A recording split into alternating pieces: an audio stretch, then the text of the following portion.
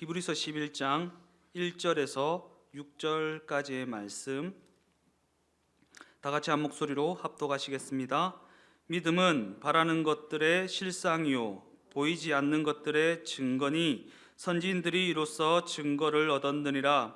믿음으로 모든 세계가 하나님의 말씀으로 지어진 줄을 우리가 아나니 보이는 것은 나타난 것으로 말미암아 된 것이 아니니라. 믿음으로 아벨은 가인보다 더 나은 제사를 하나님께 드림으로 의로운 자라 하시는 증거를 얻었으니 하나님이 그 예물에 대하여 증언하심이라.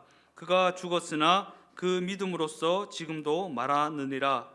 믿음으로 에녹은 죽음을 보지 않고 옮겨졌으니 하나님이 그를 옮기심으로 다시 보이지 아니하였느니라. 그는 옮겨지기 전에 하나님을 기쁘시게 하는 자라 하는 증거를 받았느니라. 믿음이 없이는 하나님을 기쁘시게 하지 못하나니 하나님께 나아가는 자는 반드시 그가 계신 것과 또한 그가 자기를 찾는 자들에게 상 주시는 이심을 믿어야 할지니라. 아멘.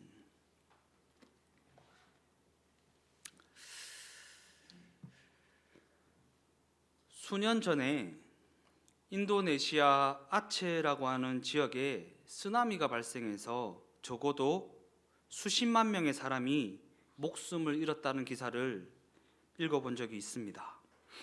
당시 발생한 쓰나미는 바다 밑에 있는 지층이 어긋나면서 생긴 것인데 그 위력은 히로시마에 떨어졌던 핵폭탄의 100만 배가 넘는 그러한 충격이었다고 합니다. 더 나아가 그 충격으로 말미암아 발생한 쓰나미는 인도네시아와 태국, 인도에 이르기까지 해안가에서 살아가던 수많은 사람들의 목숨을 앗아갔다라는 것입니다. 그런데 신기한 것은 시간이 지난 후에 살펴보니까 사람들의 시체는 수없이 발견되는데 야생 동물의 사체는 찾아볼 수가 없었다라는 것입니다. 그 이유가 무엇인가? 야생동물에게는 사람에게는 없는 육감이라는 게 있어서 지진의 진동을 미리 느끼고 미리 대피를 하였는데 사람은 그리하지 못하더라라는 것입니다. 쥐는 지진이 나기 전에 미리 알고 대이동을 합니다.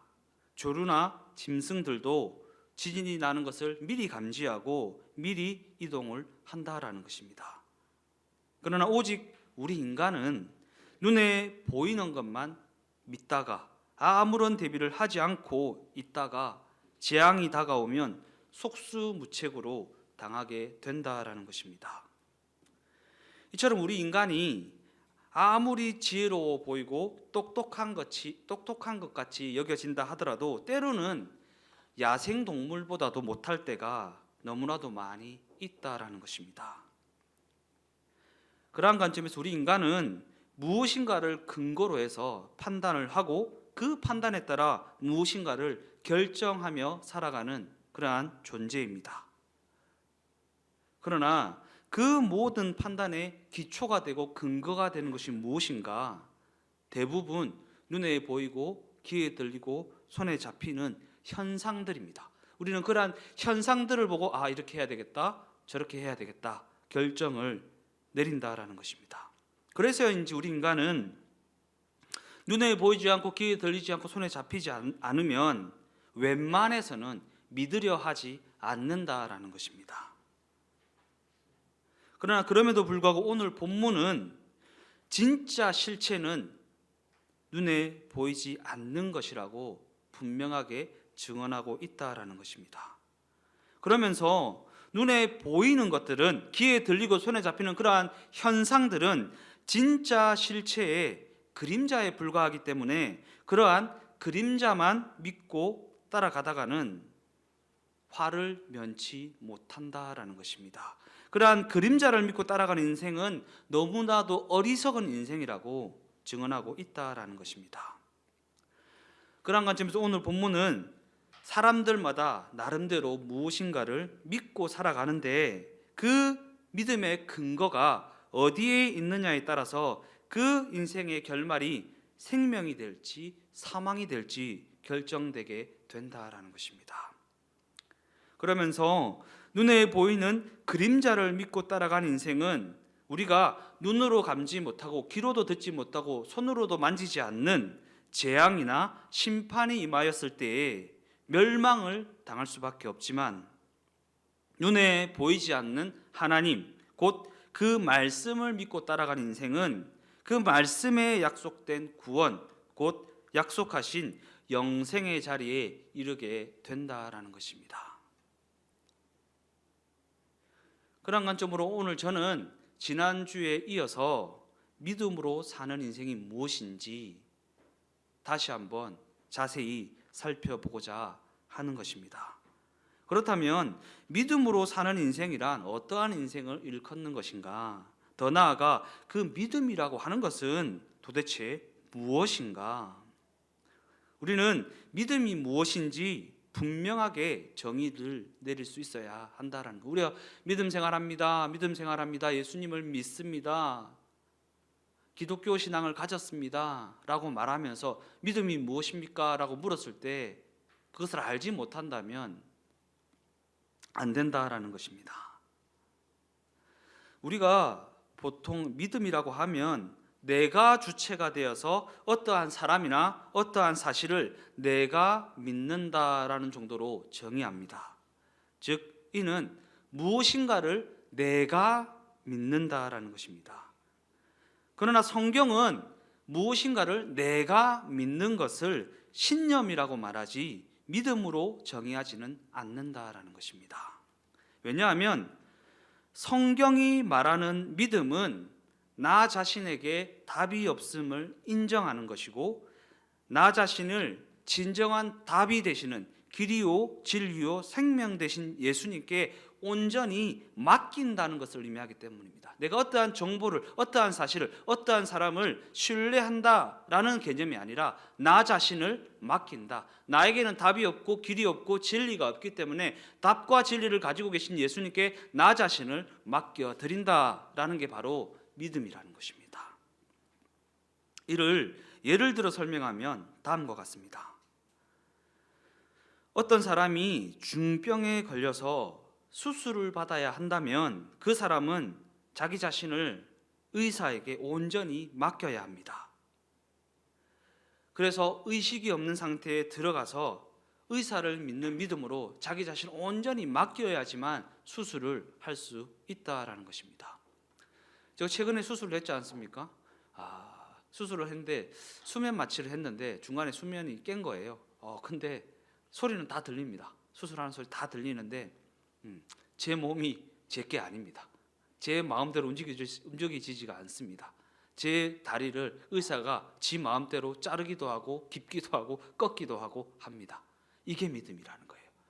의사를 믿는 믿음으로 내 몸을 완전히 맡겨드려서 나를 맡긴 그 존재가 나를 어떻게도 할 수 있는, 이렇게도 할 수 있고 저렇게도 할 수 있게 만드는 상태, 그게 바로 믿음이라는 것입니다. 이와 같이 성경이 말하는 믿음은 자신의 무능함을 인정하고 주인 되신 예수님께 자기 자신을 온전히 맡겨드린다라는 것입니다. 그런 관점에서 오늘 본문 1절에서 3절까지의 말씀을 다 같이 한번 읽어보겠습니다. 믿음은 바라는 것들의 실상이요 보이지 않는 것들의 증거니 선진들이 이로써 증거를 얻었느니라. 믿음으로 모든 세계가 하나님의 말씀으로 지어준 줄을 우리가 아나니 보이는 것은 나타난 것으로 말미암아 된 것이 아니니라. 오늘 본문은 믿음을 정의하면서 눈에 보이는 것과 눈에 보이지 않는 것을 대비시키고 있습니다. 그런 관점에서 이 세상에 있는 대부분의 것들은 우리 눈에 보이는 것들입니다. 눈에 보이는 것들로 우리를 유혹합니다. 그러나 오늘 본문은 눈에 보이는 그 모든 것들은 그 존재의 실상이 아니라고 증언합니다. 더 나아가 눈에 보이는 그 모든 것들은 실제적인 실상의 그림자에 불과하다라는 것입니다. 그러면서 실제적으로 이 세상을 유지하고 지탱하는 실체는 눈에 보이지 않는 것이라고 분명하게 정의하고 있는 것입니다. 그렇다면 이 세상을 실제적으로 유지하고 지탱하는, 운행하는 그 실체는 무엇인가? 눈에 보이지 않는 하나님, 곧 하나님의 말씀이라는 것입니다. 그러게 우리는 세상에 있는 것들이 눈에 보인다고 해서 그림자와 같은 이 세상의 현상을 따라가는 어리석음을 범해서는 안 된다라는 것입니다. 그래서 하나님의 말씀을 떠난 그 인생은 헛물을 캐는 인생이 될 수밖에 없는 것입니다. 눈에 보이고 귀에 들리고 손에 잡히는 상황과 환경과 여건이라는 현상을 따라가서 대처하다 보면 어려움을 겪을 수밖에 없다라는 것입니다. 그러나 그 현상의 실체가 되시고 근원이 되시는 하나님의 말씀에 근거해서 행동하고 선택하여 나아가면 그 끝이 영생이 될 수밖에 없는 것입니다. 오직 믿음의 눈을 가지고 눈에 보이지는 않지만 모든 것의 실체가 되시는 하나님, 곧 하나님의 그 말씀을 근거로 하여 선택하여 나가는 인생이 되어야 하는 것입니다. 이러한 관점에서 오늘 본문 1절은 믿음은 바라는 것들의 실상이요 보지 못하는 것들의 증거다라고 말씀하는데, 이 말씀은 이 세상이 우리에게 보여주고 있는 많은 것들은 실제적인 실상이 아니라는 말씀입니다. 이 세상이 모든 것들은 그림자에 불과하다라는 것입니다. 그러기에 우리는 그림자와 같은 세상을 붙들고 살아갈 것이 아니라 눈에 보이지는 않지만 모든 것의 실상이 되시는 하나님의 말씀을 붙들고 살아가야 한다라는 것입니다. 그러면서 오늘 본문은 눈에 보이는 것을 붙들고 산 사람과 눈에 보이지 않는 하나님의 말씀을 근거로 하여 살아간 사람을 대비하여서 언급하고 있습니다. 본문 4절 말씀입니다.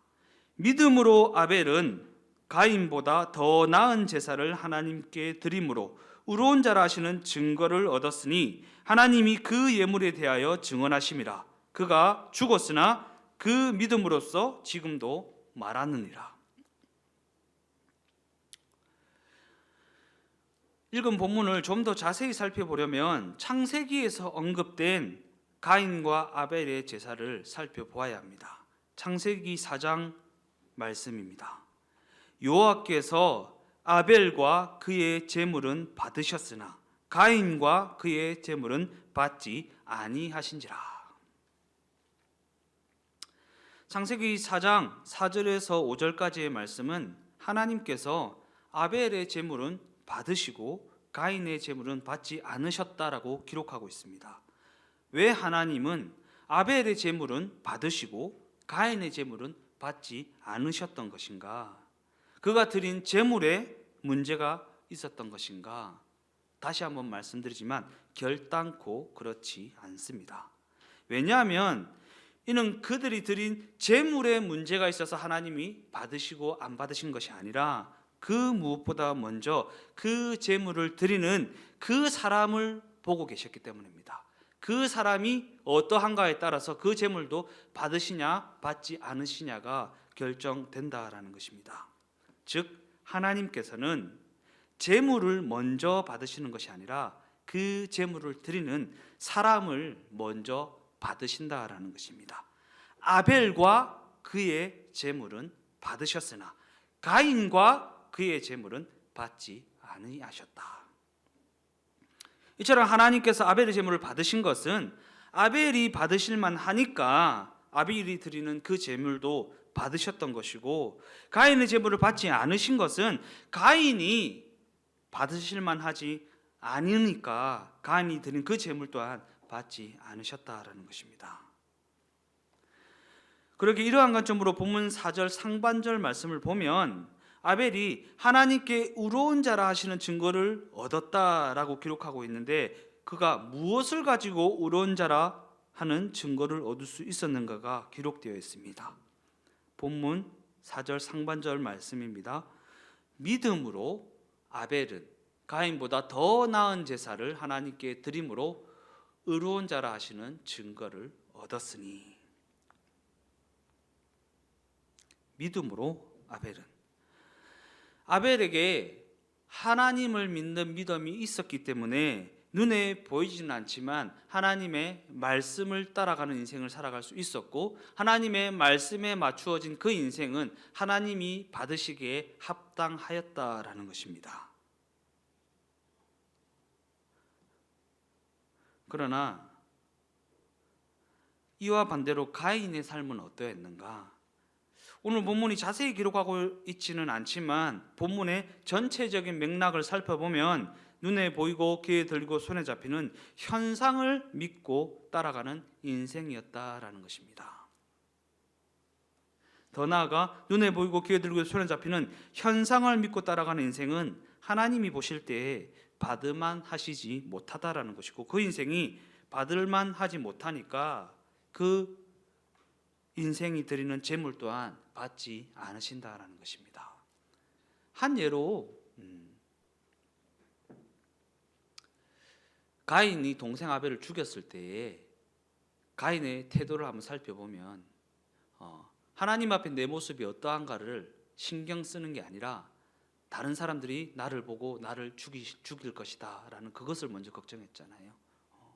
하나님과의 나의 관계가 어떠한 관계를 맺고 있는가, 내가 하나님을 믿는 믿음을 가지고 있는가, 그것이 더 중요한데, 내가 이러한 행위를 통해서 저 사람들이 나를 죽일 것이야 라는 눈에 보이고 귀에 들리고 손에 잡히는 것에 먼저 반응하는 인생이었다라는 것입니다. 그러나 아벨은 하나님 앞에 제대로 된 믿음의 제사를 드리기 위해 목숨을 잃는 것조차 조금도 아까운 것으로 생각하지 않았다라는 것입니다. 그렇다면 우리는 무엇을 믿고 따라가는 인생이 되어야 하는가?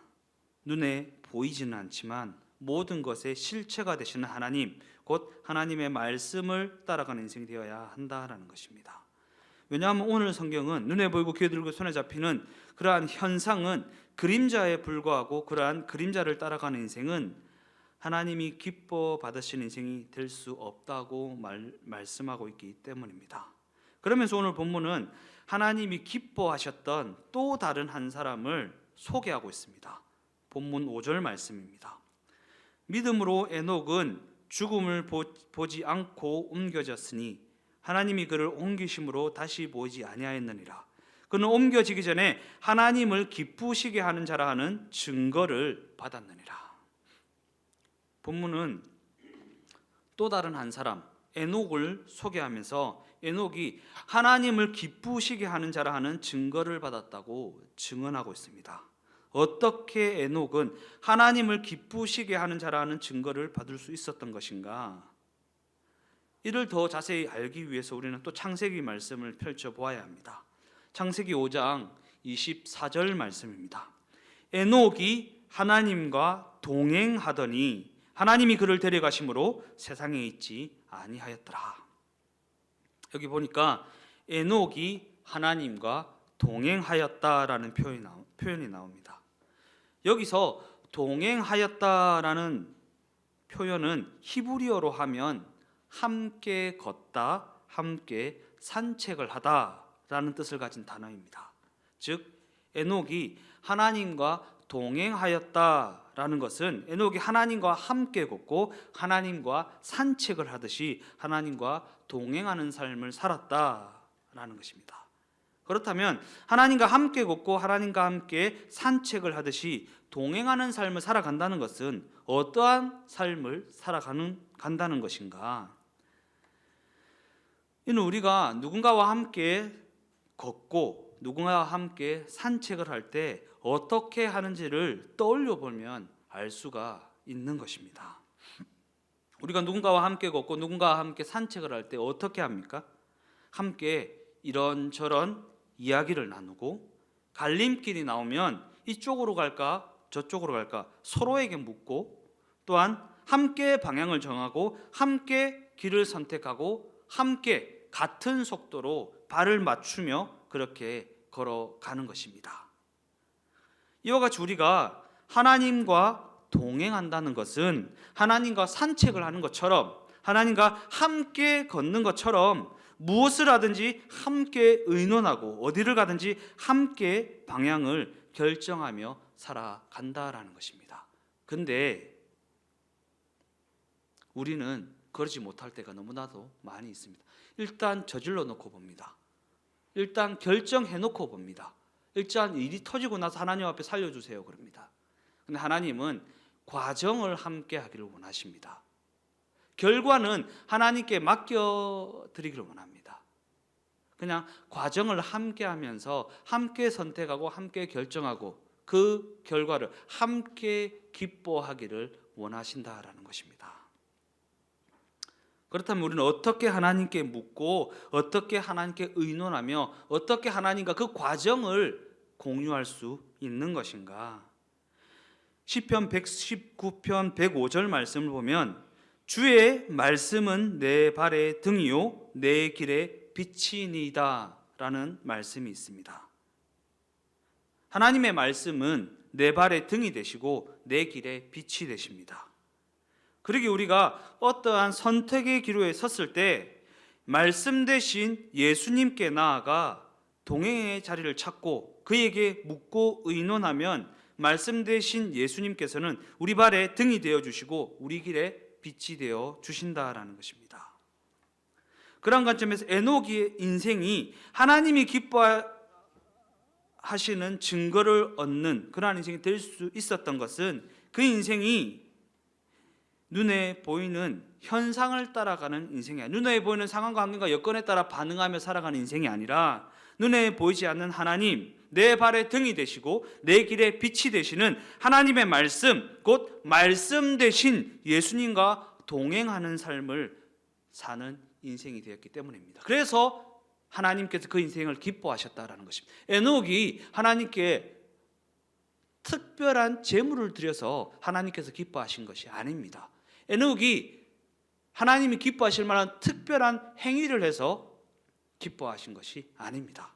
에녹의 인생이 눈에 보이지 않는 하나님을 인정하고 그 하나님의 말씀이 자신의 삶을 맞추어 나가는 예수님과 동행하는 삶을 살았기 때문에 그 인생을 기뻐하셨다라는 것입니다.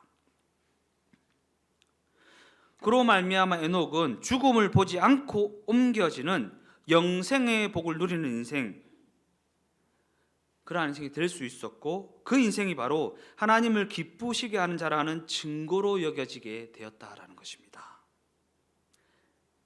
결론적으로 오늘 본문은 다음과 같이 마무리되고 있습니다.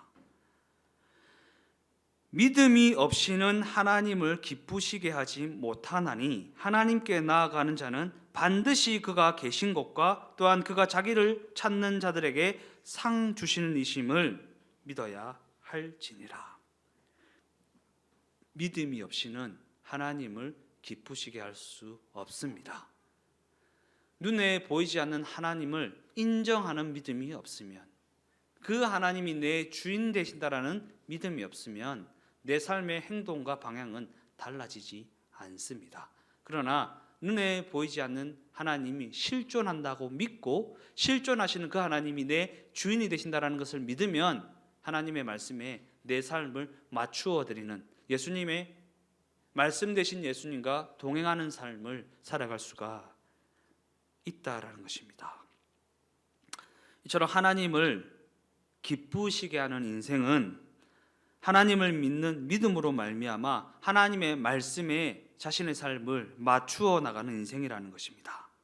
이는 곧 나의 감각을 의지하고 나의 실력을 의지하고 나의 지식을 의지하는 그러한 인생은 어떠한 재물을 드린다 하더라도 하나님이 받으시지 않으실 뿐만 아니라 하나님을 기쁘시게 하는 인생도 될 수가 없다라는 것입니다.